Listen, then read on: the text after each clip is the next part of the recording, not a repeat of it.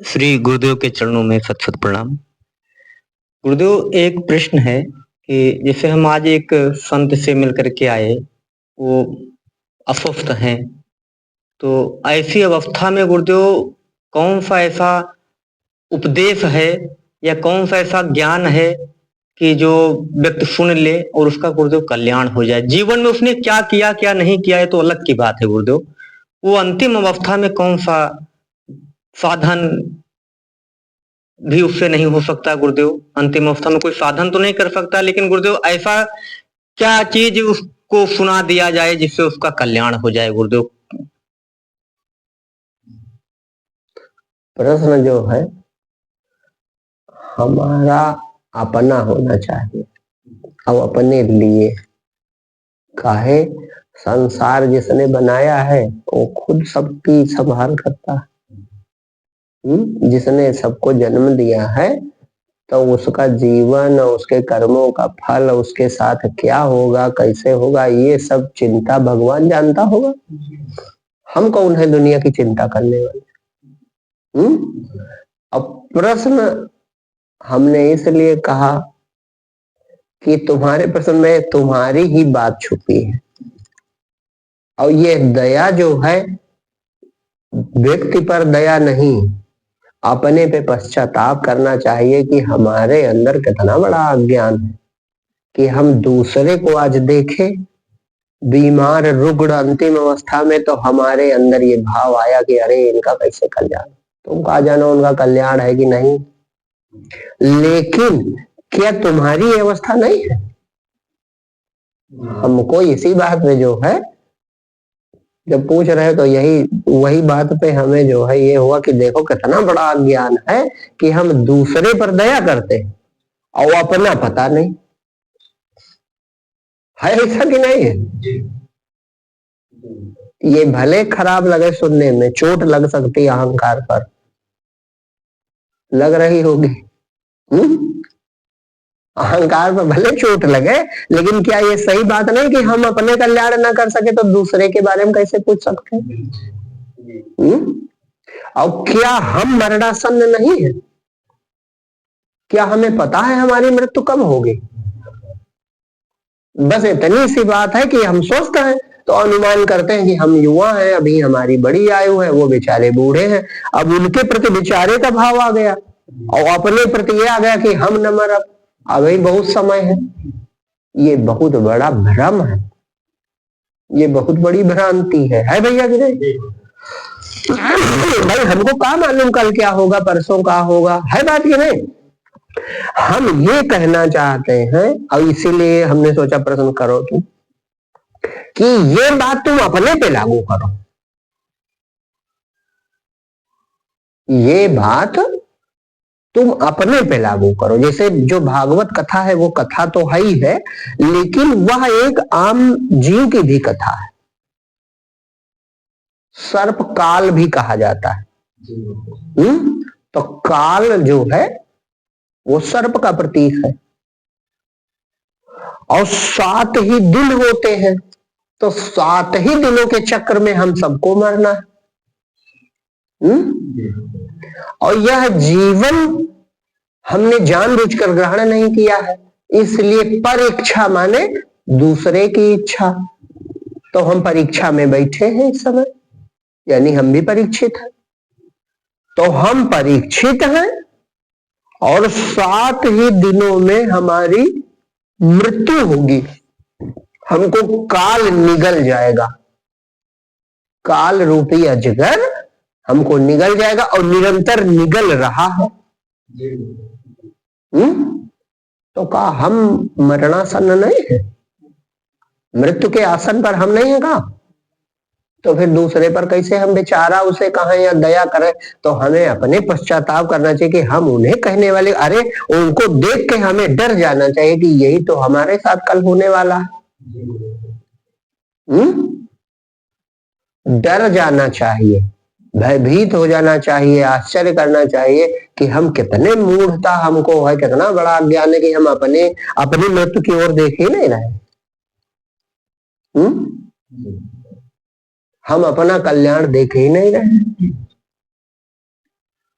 जितना दुनिया का व्यक्ति बाहर का समाज सुधार या इसमें पड़े हैं वे अहंकार में है।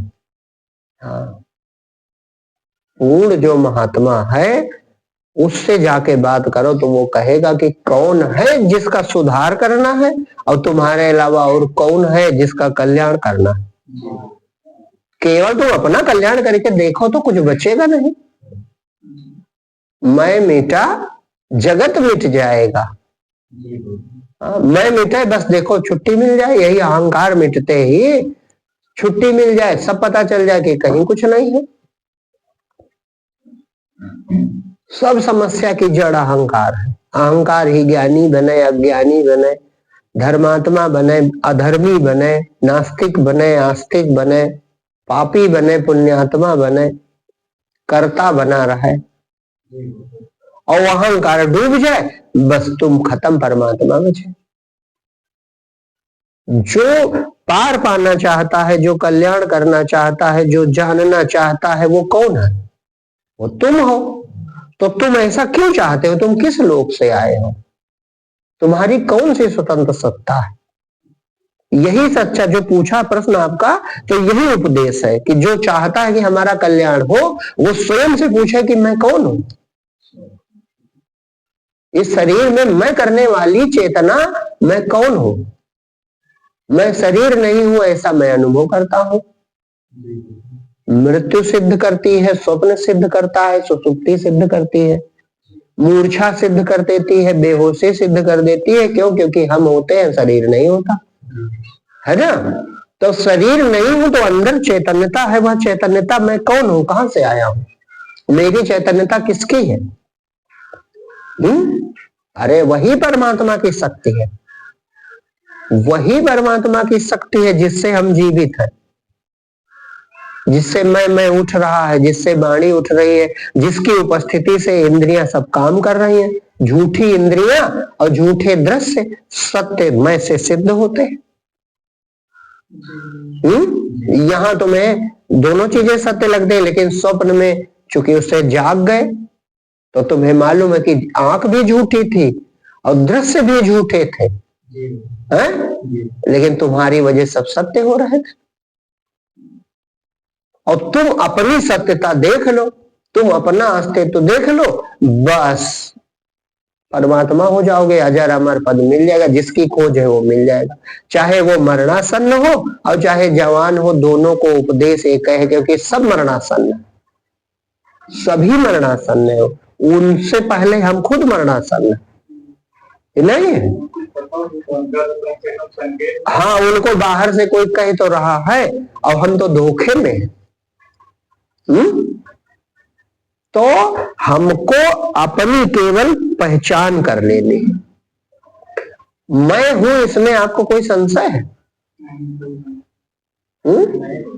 इसमें संशय नहीं है, लेकिन इसमें संशय है कि मैं शरीर हूं। तो ये स्वप्न से प्रमाण लेकर के तुम मान जाओ कि स्वप्न में भी शरीर होता है और वहां भी मैं हूं करता हूं, और इस समय भी दूसरा शरीर जागृत अवस्था है, मैं हूं मैं कर रहा हूं। तो मैं कोई अलग चीज हूं, क्योंकि मैं दो शरीरों में कैसे हो सकता हूं। और सुसुप्ति में मैं हूं नहीं उठता, लेकिन जब जागते हैं तो कहते हैं मैं ऐसा सोया कि कुछ होश नहीं रहा। यानी वहां भी आप थे, बस वो शुद्ध में है। वो अवस्था जो है, यद्यप वहां तो मन शुद्ध सही से कुछ जानता नहीं, लेकिन समाधि उसको कहते हैं जहां पर ये मैं करने वाली बुद्धि शांत हो जाए, तो वह अवस्था खुल जाए। वही अवस्था आनंदमय है, जहां पर न शरीर है और न संसार है और न अहंकार है। न शरीर है, न संसार है और न अहंकार है। ये तीनों चीजें जहां नहीं है, वहां पर का है? वहां परमात्मा है। वो हमारा आधार है, हम वही हैं, वही हमारा सच्चा रूप है। और जब हम उसमें अनजाने में भी पहुंचते हैं तो बड़े आनंद से रहते हैं। जैसे सुसुप्ति, वो उदाहरण यहाँ जरूरी है कहना कि सुसुप्ति में आप बड़े आनंद से रहते हैं। दिन भर की थकान दूर हो जाती। थका हुआ मन बिना सोए स्वस्थ नहीं होता। शरीर आराम करके भोजन करके स्वस्थ हो जाएगा, लेकिन थका हुआ मन, थका हुआ जीव, वो जब बहुत थक जाता है तो अपने आधार में सुप्त हो जाता है। अब बस फिर ताजा हो जाता है, यानी सब कुछ भूल जाने में आनंद है। सब कुछ भूल जाने में कि नहीं है। और एक उदाहरण ये जो उस दिन आया वो पहचान है।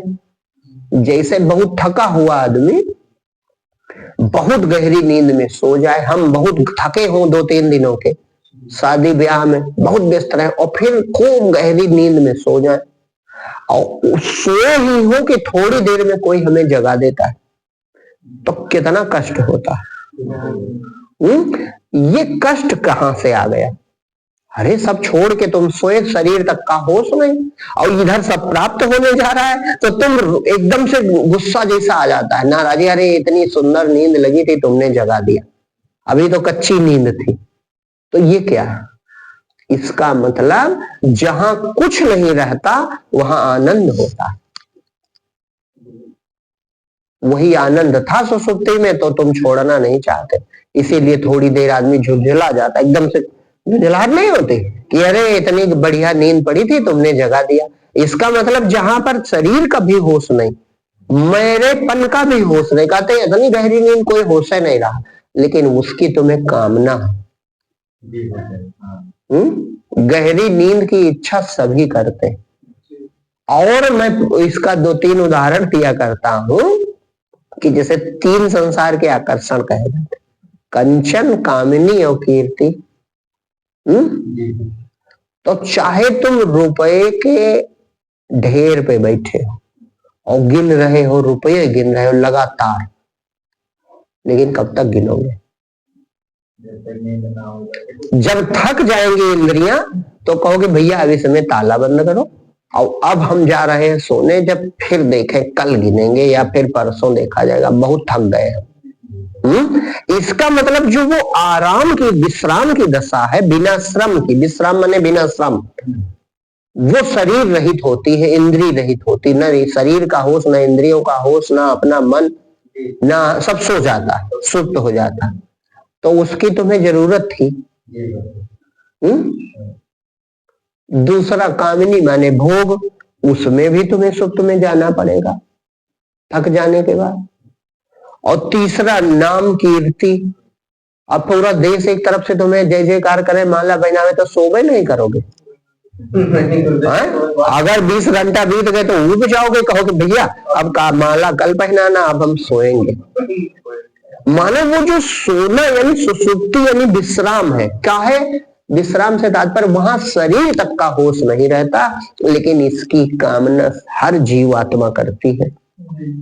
इसका मतलब आराम जो है, राम शब्द माने होता आनंद, राम का एक अर्थ होता है आनंद, और आराम माने आनंदमय दशा।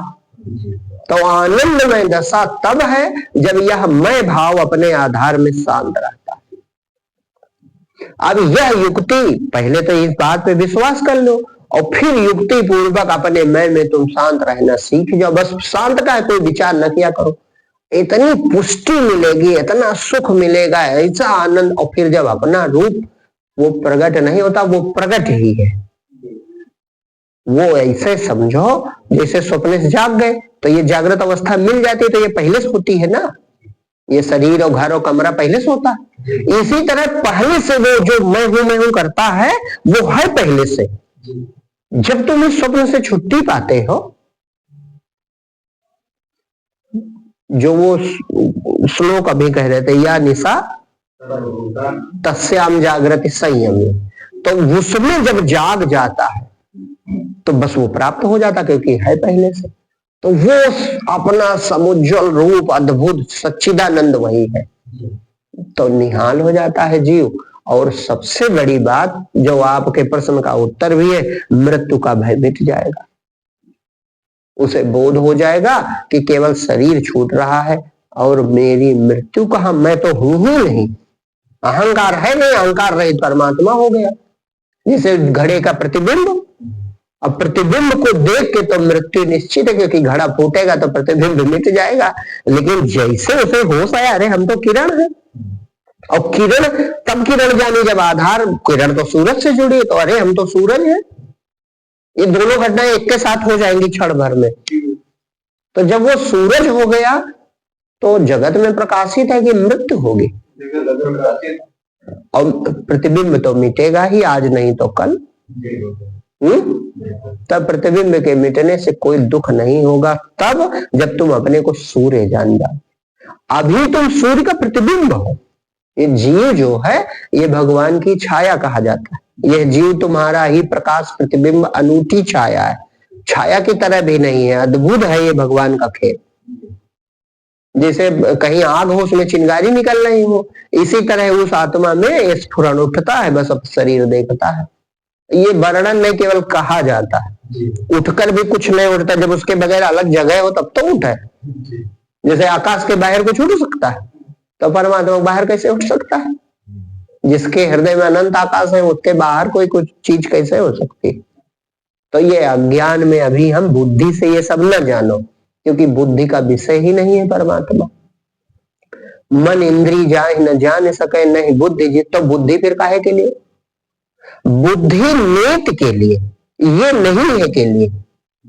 हाँ, भिन्न निषेध ही राह, वेद जो है भगवान की वंदना करते हैं तो कहते हैं प्रभु आपको पाने का मार्ग केवल एक है, भिन्न का निषेध, माने जो नहीं है उसका निषेध। शरीर नहीं है, मन नहीं है, इंद्रिय नहीं है, अहंकार नहीं है, यहां तक पहुंचे, और उसके बाद जो बच गया उसी से, वही शेष सैया है जिस पे परमात्मा विराजमान है। हाँ, जो शेष बच गए उसी पे परमात्मा विराजमान, इसीलिए शेष नारायण कहा जाता है। हाँ, वहीं पर परमात्मा, जो सब जो तुम जान सको वो नहीं है, वो नहीं है, नहीं है करते चले जाओ तो नहीं है कहने वाला तो पीछे खड़ा है, बस उसी है में टिक जाओ। नहीं है, नहीं है, नहीं है, नेट नेट, ये नहीं, ये भी नहीं, ये भी नहीं, ये भी नहीं, ये भी नहीं करने वाला है कि नहीं? केवल एक है तत्व, जिस पर सारा नहीं टिका है। तो जिस पर सारा नहीं टिका है वो है, वो तुम हो। तुम ही कहते हो ये नहीं, ये नहीं, बस अपने होनेपन पे टिक जाओ, बस बोध हो जाए तुमको। है इतने सरल, हाँ बहुत सरल है। बस कहा है कि हमें ये जो नहीं है यही बड़ा लगता है, ये महत्वपूर्ण लगता है, और इसके बिना हम नहीं लगते। और ये बात भी सही, तुम बचोगे नहीं। हाँ, तुम नहीं बचोगे बस कल्याण हो जाएगा, तुम्हारा राम नाम सत्य हो जाए। राम का जो नाम है, नाम तुम हो ये जाने रहो। नाम माने परमात्मा, वही सत्य है, तो बस वो सत्य सत्य बच जाए, असत्य उसमें लय हो जाए तो कल्याण हो जाए। हाँ,